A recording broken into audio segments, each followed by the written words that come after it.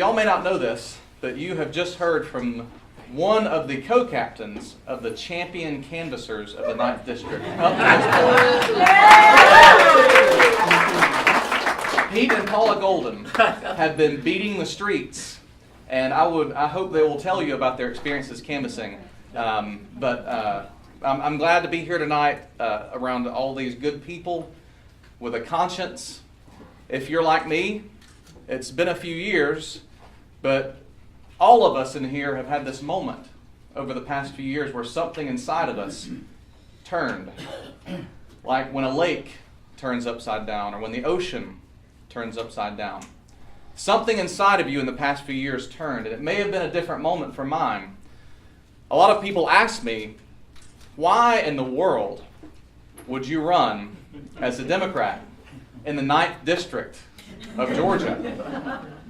After all, they say, this is the third most conservative district in the entire country and the first most Republican district in Georgia. So, people ask me a very good question. Why would you run? Because after all, I enjoy a very happy private life. I'm a Latin teacher. I like to read. I like to be around my family. I'm, believe it or not, an introvert. A functioning introvert, but an introvert nonetheless. So why in the world put myself and my family out here on this public stage? But I want to talk to you tonight a little bit about some of the reasons why I'm running.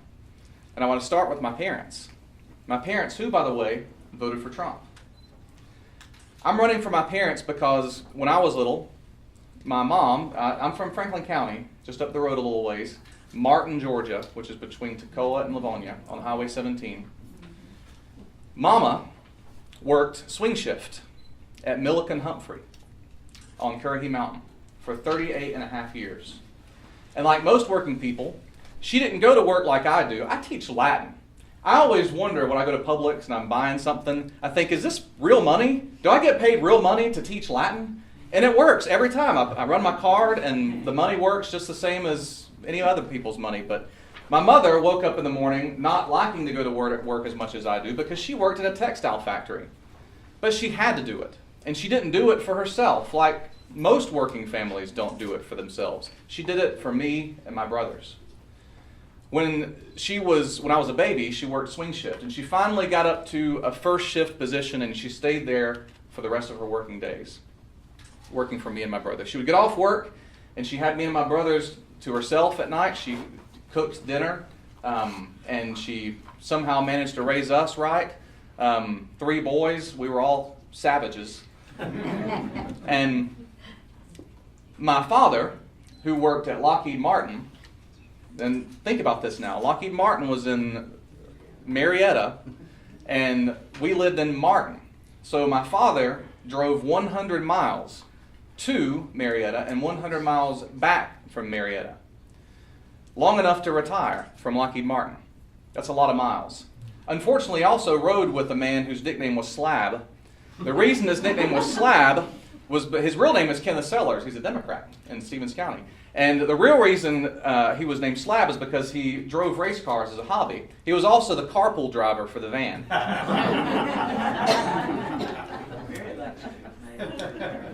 So why did my father drive 100 miles there and 100 miles back? People asked him at work, why do you do this? The same thing people ask me now. Why would you do this? And my father told them. My mother unknowingly took medication, which back then they didn't know. She took medication that caused tooth decay in young children. And of course, nobody knew that at the time.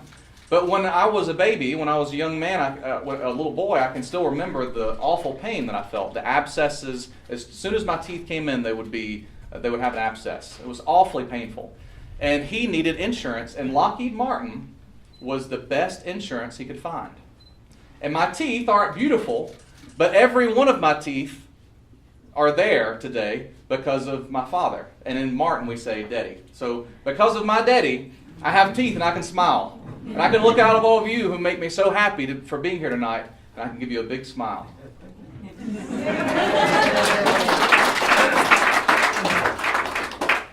So that's one of the reasons I'm running. But another reason I'm running is sitting in front of me, my wife, Jennifer McCall. My wife is much more impressive than I'll ever be.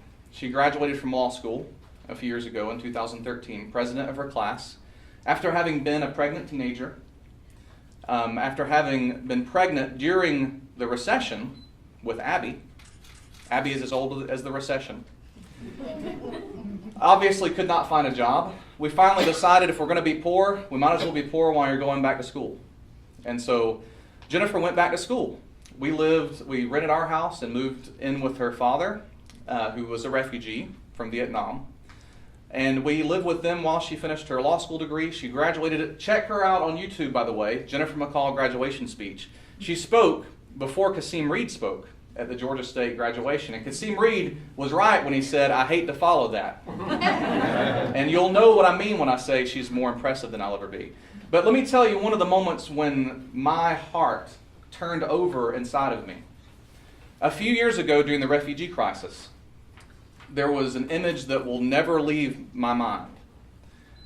So many refugees fleeing Syria. One of them was a little boy. He was so young, and they found his body on the shores of Turkey. They were doing what every refugee throughout the ages have always done. They were trying to escape near certain death, torture, lawlessness, chaos, and they were trying to, at all risk, to make a better life for their family, to run to freedom. And because the U.S. and in some parts of Europe, people were closing their hearts to one of the most fundamental of human experiences, which is being a refugee, this little boy died. And all we saw of him was his body on the shore as a UN worker found him and carried him to be buried. At that moment, and during the refugee crisis, when this nation, at least some in this nation, began to prey on the fear of immigrants, fear of the other, fear of people of other faiths and languages and cultures. At that moment, something in my heart turned, and I knew that someday I'd have to do something more than just vote. Because my wife's parents made that same journey. That little boy could have been my brother-in-law. In fact, those were his very words when he saw that picture. My brother-in-law was a little toddler on a boat with his father, my father-in-law, who took us in during the recession. On a boat with father and mother, little baby, and my sister-in-law. And back then, America was worthy of its greatness because America welcomed my father-in-law and mother-in-law to these shores. And because of the greatness of America, when it is good, I have the greatest treasure I'll ever know, my wife, Jennifer McCall. Immigrants do not hurt our country. Our immigration system hurts this country. Our immigration system is the single greatest threat to our constitutional freedom existing today. And I vow to go to Washington and turn that around. 5 years should be enough to get anybody who is a decent person with no criminal record citizenship. 5 years. A 5-year path. That includes the 11 million who are here illegally living in the shadows. The people, by the way, many of whom prepared the food that you and I ate today. The thing that we're sitting in, the shelter, was built partially by undocumented hands. Drive down the road during construction time of the year, and you will see them building our roads. They are no threat to us. Our immigration system, ICE, is a threat to us.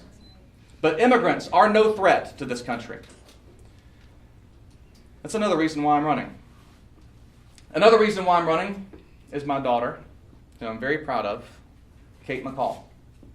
My daughter came out to us a couple of years ago.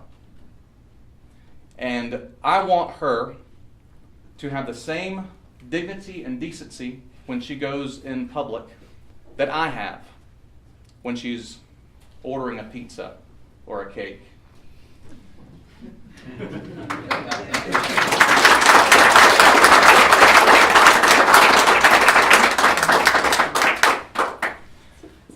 You know, we are told so often, loudly, how rich Donald Trump is.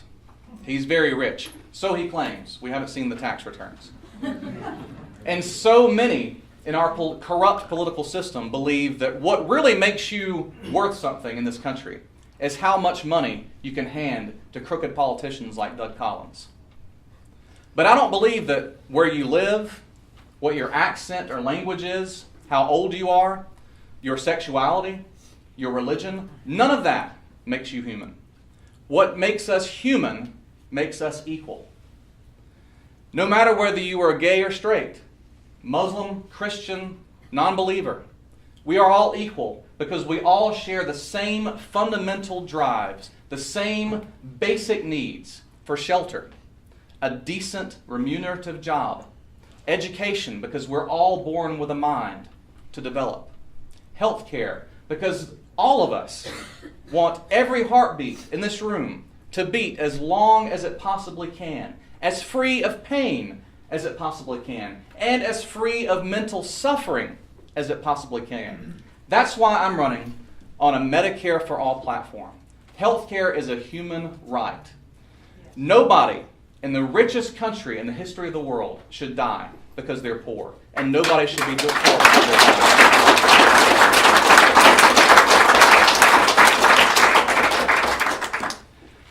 And finally, I'm running for many of my students. You know, I work now for my wife, Jennifer. She always says that, you know, when I was a teacher, I worked for another boss. And now she's my boss. Jennifer says, well, it's just official now. I work for Jennifer now and we go to the courthouse.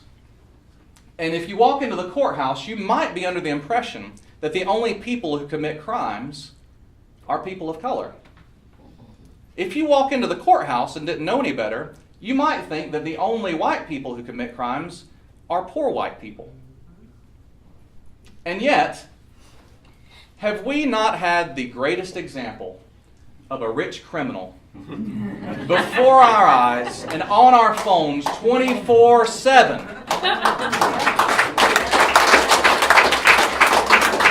I remember those heady days of 2016 when I heard the drumbeat of law and order. I heard that on and on until that horrific night. I didn't sleep the night Donald Trump was elected. My daughter, Kate, woke up in tears because so many of her friends are either undocumented or they have an undocumented parent who at any moment, going about their normal business, could be ripped away from their family by plainclothes officers with no guarantee to a lawyer and taken to a country that they are not a part of anymore. I knew that day that I had to do something much more than vote. But I heard a lot about law and order. One of the reasons I want to go to Congress in 2018, is because I would like Donald Trump to get a dose of law and order. We've heard his taped confession, committing election fraud. Do you know how quickly these people in the Northeast Georgia would have me in jail if I paid off a prostitute during a campaign? Do you know how quickly they put brown people in jail in this country for walking across the street? And yet, Donald Trump, who had just actually confessed over the weekend to collusion with Russia, of course, over Twitter. People say, I'm so tired of him tweeting. Give him his phone. Let him keep tweeting. Mueller records these things. Mueller can see his tweets. Don't tell him that, though. He might not know. I'm running because the balance of the scales of justice in this country fall heavier on people of color and people without means. There are people in jail right now for no other crime than the fact that they are poor. Cash bail in this country is an atrocity, and we have got to end it. You're innocent until proven guilty. That means you do not stay in jail until trial. I'm also running because I think that the war on drugs has failed us. It has broken up communities. It has sent people to prison who should have been sent to a hospital instead. If you see your neighbor in the next yard over, and she has been robbed, burglarized, and you see the perpetrators running away, you get their license plate number, you call the police, you will get a state-provided police officer to drive up in a state-provided car, all there to make sure that those burglars go away for good. They will be put in a shelter. We will feed them. We will house them. We will give them medical care for as long as they're in this shelter. In this country, we pinch pennies when it comes to compassion, but we write a blank check for punishment.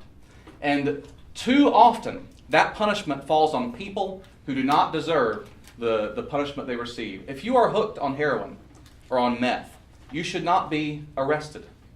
You should be given treatment.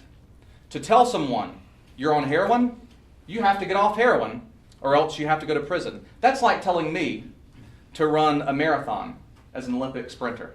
It's impossible humanly. We have got to start working more on compassion and cooperation instead of punishment. So those are some of the reasons I'm running. And so many of these things are tied up in my own story. But I want to transition now and very briefly close with this. Are there any Alabama fans in the room? Alabama football? I know there's. It's okay. I mean, it's easy to be in Alabama. There's not a single Alabama. That's really impressive. Well, I know there's got to be one, but it's okay. Hey, Alabama often beats teams before they even get on the field. Now, they're good. I'm not saying they're not good. I'm just saying that some of these quarterbacks, who are usually all-stars, before they even get on the field, Alabama's in their head. And in places like the 9th District, that's what happens with Democrats. I'm not saying it's going to be easy. We're definitely going up against an Alabama. No doubt about it. They've got the money. They've got the media. They've got the businesses. They've got their incumbents. They have a lot of advantages. But did anybody watch the Appalachian State-Michigan game as it happened? I watched it unfold. Appalachian State is a tiny, tiny school in Appalachia, obviously. They were playing the number 1 Michigan Wolverines at Michigan. And of course, it was just a warm-up game, right? Georgia's got 3 of those, by the way, to start off the year. It was just a warm-up game. But as it came closer and closer to the end, it started getting more and more urgent. And they realized that Appalachian State had been preparing, and Michigan hadn't won this game. And they didn't win the game on the field either. In this district, there are 279,000 non-Republican voters. That's more voters than vote in the presidential election in the 9th District. And it's almost twice as many voters as the number of voters in midterm elections. The problem is, Republicans have saturated the media. But Democrats, like me, have not lived up to their full potential. Pete and Paula will tell you, you will be amazed. Come out with me one day, with me and Pete and Paula. Knocking on doors is the way we're going to flip this district. The first most populated county in this district is Hall County.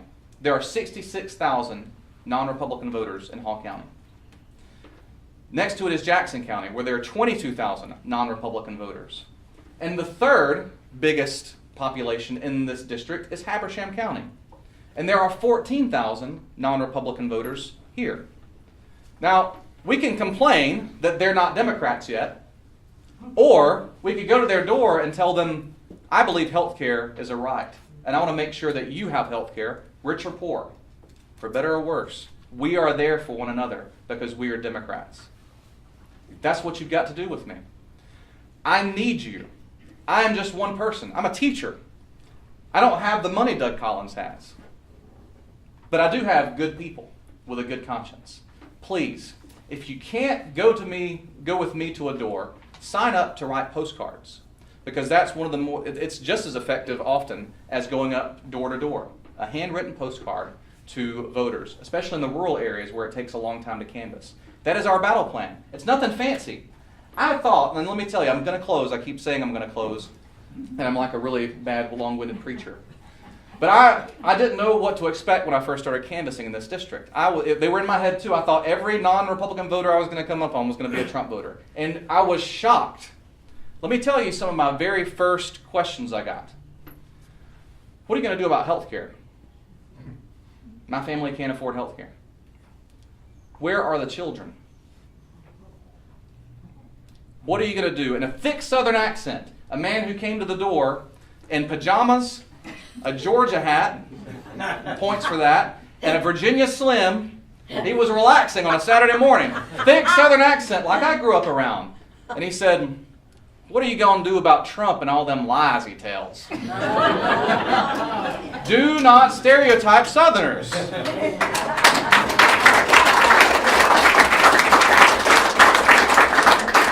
Deborah went out with us a few weeks ago, and when she got back, she was about to cry because she said, I actually feel hope. Because in Habersham County, our very last door that we canvassed, a woman sends her husband out first, and he says, and he wants to know what we need. And I said, I'm trying to earn your vote. He said, I don't know who to vote for until my wife tells me. Hold on a second. So then she sends her young daughter out, and I thought, that's not his wife, because she's very young. And she says, my mom wants to know if you're a Republican or a Democrat. And so I thought, oh no. So I said, I'm a Democrat, and she goes back in, and the woman comes out, and she said, are you really a Democrat? She throws her hands up in the air and gives us a hug and shows me her laptop with all of her anti-Trump stickers on it. Listen, there are other people out there like you whose hearts have turned. That's what I found out when I came out of the closet as a Democrat. There are others out there like you waiting for somebody to come to their door and say, you're not alone. You have a candidate. So I'm here to take your questions tonight on any of my stances, any of my strategies. I'm also here tonight to get your help because I need to pay people because I'm a Democrat and I believe in paying people for their work. $15 an hour, actually, is what I pay people who end up working on my campaign. So I need your help, and I'm trying to get as many people as possible to sign up for $5 recurring a month. One way to do that is just to write a $25 check tonight. You've done your part. But another way is to go on ActBlue and sign up for a recurring donation there. $5 a month. Listen, we don't have the Koch brothers. I don't want the Koch brothers. But we've got each other. And $5 a month. And I'm doing that because I want you to save some money to give to Stacey Abrams every month. And some money to give to Sarah Riggs-Amico every month. We have got to come together in a democratic way and do this grassroots. So I would love to take your questions tonight. Please know that I pledge to you that there's nothing there. Anybody, first of all, can be corrupted. Anybody can be. I firmly believe that. One of the reasons I know that is because anybody, I've grown up middle class, working class all my life. If I had a bunch of money all of a sudden, people took me out to nice steak dinners, I'd be corrupted too. That's why I don't take any PAC money of any kind. None. Even from the people I agree with. So I need people to pitch in just a little bit, but in big numbers. If 10,000 people, and there are more Democratic voters than that in the 9th District, if 10,000 people gave me $5 a month, I would be able to run a professional campaign. So please sign up, let other people sign up, and then if you know people, but they're too lazy, pitch in another $5 a month to make up for them if you have it. So thank you for your attention tonight. I pledge my support for you. I pledge that if you send me to Washington, I will give voice to the voiceless. And I will make sure that justice starts at the top, not at the bottom and not at the border.